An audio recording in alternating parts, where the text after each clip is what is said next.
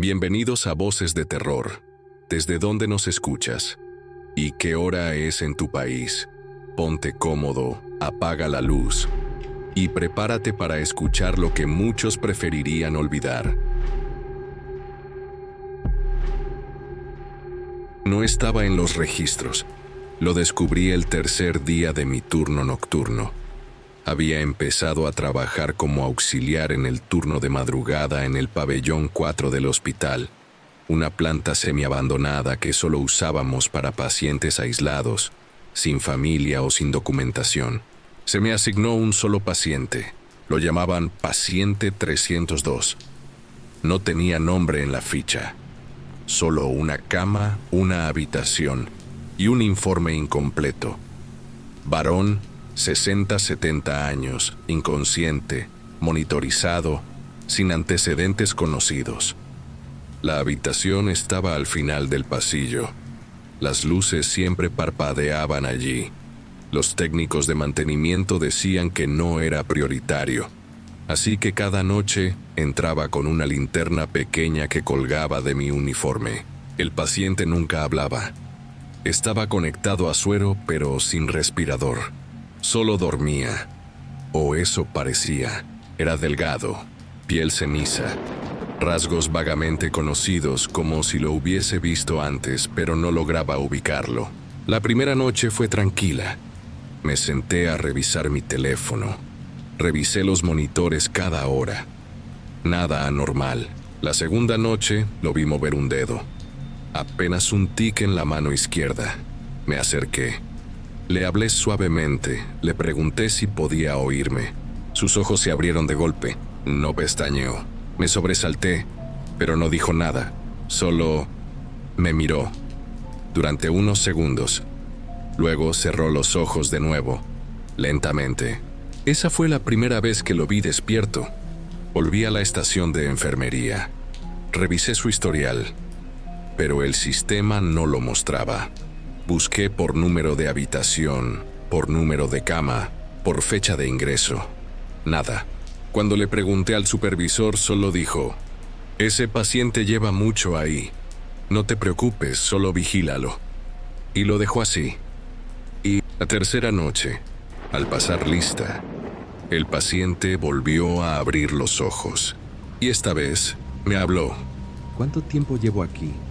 Tenía una voz suave, gastada, como si hablara por primera vez en años. Le respondí que no lo sabía, que según el sistema no figuraba. Él asintió, como si lo esperara. «Te llamas Gabriel, ¿verdad?», me dijo entonces. Me congelé. Llevaba el nombre en la placa del uniforme, claro, pero no la tenía puesta esa noche. Estaba en el casillero. Iba con una chaqueta lisa. «¿Cómo sabes eso?». «Te conozco. Te conocí antes». Traté de preguntarle qué quería decir, pero volvió a cerrar los ojos. Y desde entonces cada noche hablaba un poco más. Pequeñas frases, preguntas, pero nunca recuerdos. «¿Está lloviendo hoy? Te dolía la espalda, ¿no? Cuidado con el auto blanco», el de las placas dobladas. Cada cosa que decía era cierta, y yo no le había contado nada. Y la noche del sexto día, lo encontré sentado en la cama. Nadie lo había ayudado. Los sensores no sonaron. «No soy nuevo», me dijo. «Solo olvidado». Me acerqué. Le pregunté si recordaba algo de su ingreso, algún familiar, algún nombre. «Recuerdo haber sido otro», dijo, «y que no querías que lo recordara». Aquello me incomodó profundamente. «¿De qué estás hablando?». Entonces, por primera vez, me miró con una expresión diferente, algo entre tristeza y compasión. «Gabriel, no es la primera vez que te cuido», dijo. «Tú estuviste aquí, en esta misma cama». Me alejé. Quise pensar que deliraba, que era demencia senil o confusión por el aislamiento. Pero esa noche tuve una pesadilla. Yo estaba acostado en la misma cama del paciente. No podía moverme. Podía oír a alguien hablándome, como en susurros, desde el rincón. No podía verle la cara. Al despertar tenía marcas en la muñeca, como de correas, en el mismo lugar donde se ataban las sujeciones de seguridad. Y volví al hospital. Revisé todos los archivos físicos, nada. Fui a archivo muerto. Encontré una caja polvorienta con registros antiguos. En ella, una foto del paciente, más joven. Nombre, Gabriel Ledesma. Fecha de ingreso, 1999. Motivo, trastorno psicótico. Internado tras episodio disociativo severo. La ficha tenía una anotación a mano. Paciente afirma ser parte del personal. Insiste en que cuida a otros. Ese era mi nombre, mi fecha de nacimiento. Pero el ingreso era de hace 26 años. La firma en el margen inferior era mía, o al menos se parecía. Y cuando volví esa noche al hospital, el paciente ya no estaba. Su cama estaba vacía, monitores apagados. Le pregunté al supervisor, ¿cuál paciente? En el pabellón 4 no hay nadie. El 302 pregunté. Gabriel, el pabellón 4 fue clausurado hace 5 años. Como que he estado entrando cada noche. Imposible. Esa planta está cerrada, tú trabajas en administración, ¿estás bien? Sentí que me fallaban las piernas. Corrí al ascensor. Fui al piso 4. Puerta cerrada, cerradura oxidada, sin corriente. Volví a casa. En la bandeja de entrada del correo electrónico había un solo mensaje. Sin asunto, sin remitente. Adjunto, un archivo de audio. Lo reproduje. Era mi voz. Hola. Si estás escuchando esto es que volviste. A veces pasa. El ciclo, la repetición. Tú fuiste paciente, luego cuidador, y otra vez paciente. Así funciona. Porque a veces, para cuidar a los olvidados, primero hay que olvidar quién eras. Silencio. Luego la voz del paciente. Nos veremos de nuevo, Gabriel. Siempre nos vemos.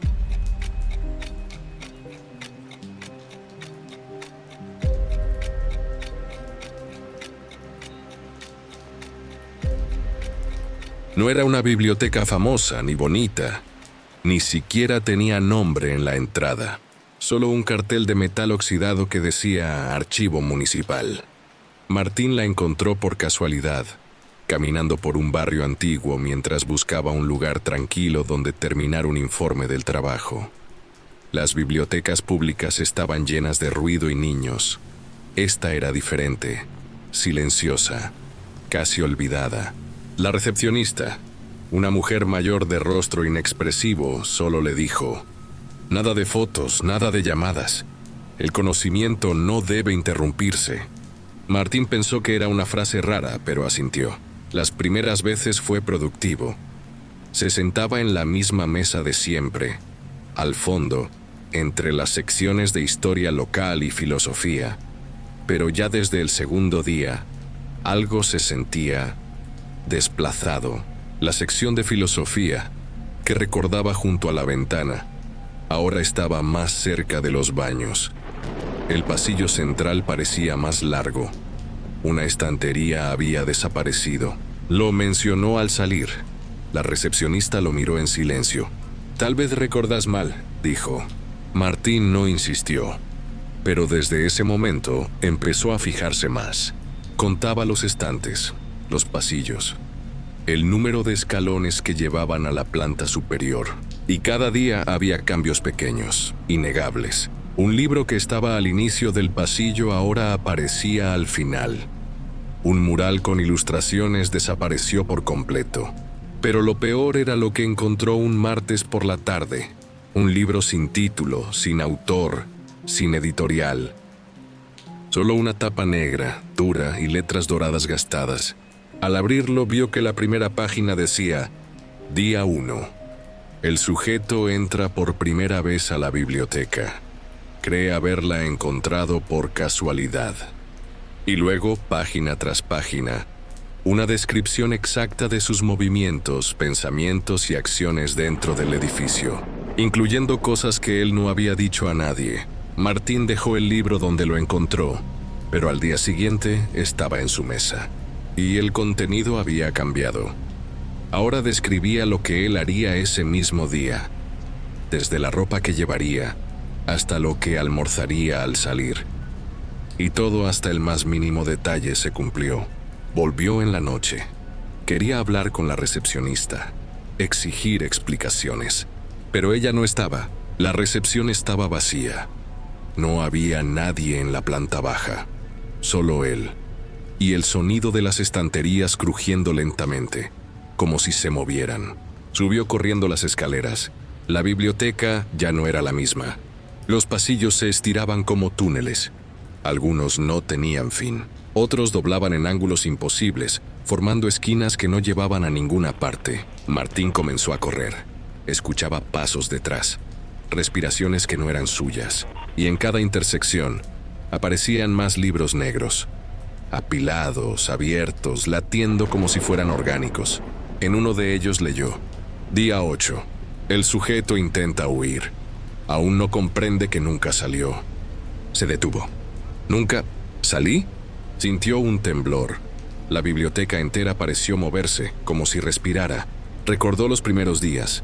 Recordó que en casa ya no encontraba la ropa donde debía. Recordó que su informe jamás fue entregado, que el teléfono dejó de sonar. ¿Y si nunca se fue? Corrió de nuevo hasta una puerta al fondo. La abrió. Era la salida, la calle, la luz del día. Salió, respiró. Pero algo estaba mal. La ciudad no era la misma. Las calles eran más estrechas, el cielo de un gris enfermizo, y las personas lo miraban con ojos vacíos, como si supieran algo que él no. Volvió a su apartamento. Todo estaba intacto, excepto por una cosa. En su escritorio había un libro negro, tapa dura, letras doradas. Lo abrió. La primera página decía: Día 9. El sujeto cree haber escapado. Pero la biblioteca no es un lugar, es una etapa. Martín cerró el libro. No volvió a salir. Solo lee, cada día, mientras la biblioteca cambia a su alrededor. Porque ahora vive en ella, y cada vez que otro lector entra, otro libro negro aparece, con un nuevo nombre y una nueva historia por escribir.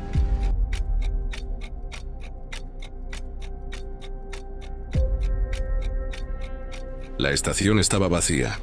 Ni un alma, ni un sonido, ni siquiera el murmullo lejano de un tren aproximándose. Clara miró su reloj. 2:46 a.m.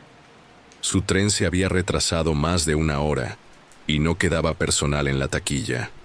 Todo estaba cerrado. Las luces, sin embargo, seguían encendidas, y las pantallas informativas mostraban la misma línea intermitente. Retrasado. En breve, más información. Se frotó los brazos. El aire en la estación era seco y frío, como si llevara mucho tiempo sin renovarse. Intentó llamar por teléfono, pero no tenía cobertura, ni un solo punto. Caminó hasta una esquina y levantó el móvil al aire, pero nada. Solo ese silencio pesado. Pensó en salir fuera, esperar un taxi, pero cuando volvió al vestíbulo principal, notó algo raro. La puerta por la que había entrado ya no estaba abierta, no cerrada, ya no estaba. En su lugar, un muro gris como si jamás hubiese existido entrada alguna. ¿Qué? Susurró. Volvió sobre sus pasos. Estaba segura de que había pasado por ahí. Recordaba perfectamente el cartel luminoso, los torniquetes automáticos, incluso al tipo dormido sobre el banco junto a la entrada. Pero ahora, solo un pasillo sin salida. Intentó abrir otras puertas. Cerradas, las empujó, las golpeó, nada. Volvió al vestíbulo. Las pantallas brillaban.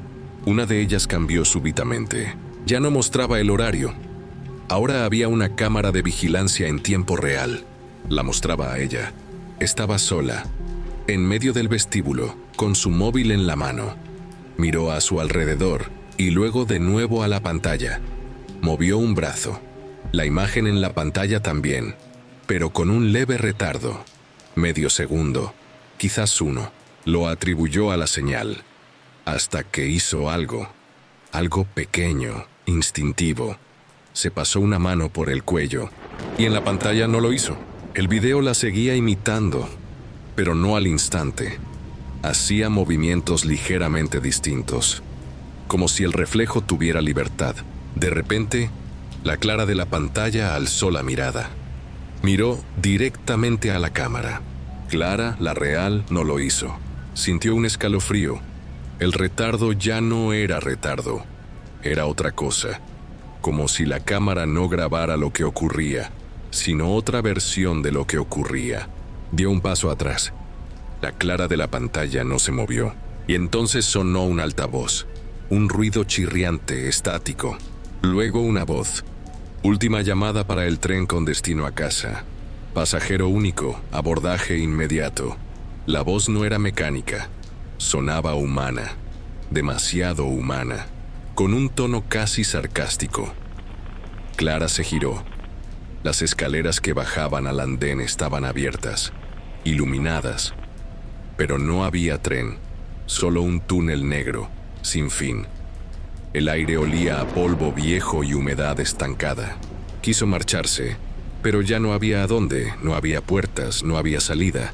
Solo ese túnel. Clara bajó los escalones lentamente, uno a uno, como si cada peldaño la adentrara más en algo que no era suyo. El túnel olía a algo antiguo. No solo humedad o moho, era un olor metálico, como sangre vieja. El tipo de olor que uno solo nota cuando ya está demasiado dentro. No había tren. Ninguno. Solo un andén vacío, iluminado por luces tenues que parpadeaban de tanto en tanto. El suelo estaba limpio, demasiado limpio, como si nadie hubiera pasado por allí en años, pero también como si alguien se encargara de mantenerlo así cada noche. Volvió a mirar las pantallas al fondo del pasillo. Ya no había cámaras, solo un mensaje en letras blancas sobre fondo negro. Mira detrás. Se giró de golpe. Nada. El túnel seguía vacío. Ni rastro de trenes ni de personas. Ni siquiera el eco de su respiración. Solo silencio. Silencio absoluto. Comenzó a caminar por el andén. Las luces se apagaban detrás de ella, una a una, como si su presencia fuera encendiendo el camino y apagando el que dejaba atrás. No quiso correr. No sabía si eso la acercaría más a la salida o la empujaría más adentro. Entonces lo oyó. Un zumbido, grave, constante. No venía de ningún lugar concreto, pero la hacía temblar por dentro, como si su propio cuerpo vibrara con él. Y junto al zumbido, pasos, no suyos. Al otro lado de las vías, en la oscuridad más densa, algo caminaba en paralelo. No podía verlo, pero sí sentirlo. Al compás exacto. A cada paso suyo, respondía un paso al otro lado. Quiso volver, girar, correr, pero ya no había camino. Las luces de atrás estaban completamente apagadas, tragadas por la negrura. Y las escaleras por donde había bajado ya no estaban, solo un muro curvo, como si el túnel se hubiera sellado detrás de ella. Entonces, las pantallas del andén, 4 alineadas sobre una columna metálica, se encendieron. Todas mostraban lo mismo, a Clara, de pie en el andén vista desde arriba. Pero había algo más en la imagen. Detrás de ella, una figura, alta, estática, sin rostro. Clara se giró de inmediato. Nada. Volvió a mirar las pantallas. La figura seguía ahí, pero más cerca. La pantalla mostraba una distancia de apenas 1 metro entre ambas. Clara se quedó paralizada. El aire se volvió espeso. Intentó moverse. No pudo. Como si el tiempo hubiera sido absorbido por algo que no pertenecía a este lugar. La figura alzó el brazo lentamente, y en la pantalla le tocó el hombro. En la vida real, Clara sintió el frío. Un contacto invisible, helado, como si una mano húmeda y sin carne la rozara. Logró girarse por fin. No vio a nadie, pero no estaba sola. Una voz murmuró, apenas un susurro junto a su oído. «Aún no has entendido. Tú nunca llegaste a esta estación». El túnel tembló. Las luces comenzaron a apagarse una a una, esta vez al frente. El suelo se resquebrajó. Un viento sin origen sopló con fuerza, arrastrando papeles, polvo, y luego gritos, lejanos, mezclados, voces de niños, de ancianos, de cientos de personas repitiendo algo que no podía descifrar. Clara cayó al suelo cubriéndose los oídos. Entonces lo comprendió. Ella no estaba atrapada en la estación. La estación estaba atrapada en ella. El lugar, el vacío, el silencio, la figura que la seguía. Todo se había manifestado desde dentro. Un reflejo de algo que llevaba años ignorando. Culpa, duelo, muerte. Algo que nunca enfrentó. La pantalla parpadeó una última vez. Una frase final, esta vez escrita en rojo. Tu tren llegó hace mucho, pero tú decidiste quedarte. Y luego una oscuridad total. Esto fue Voces de Terror. Espero que las historias de hoy hayan logrado acompañarte o perturbarte, al menos un poco.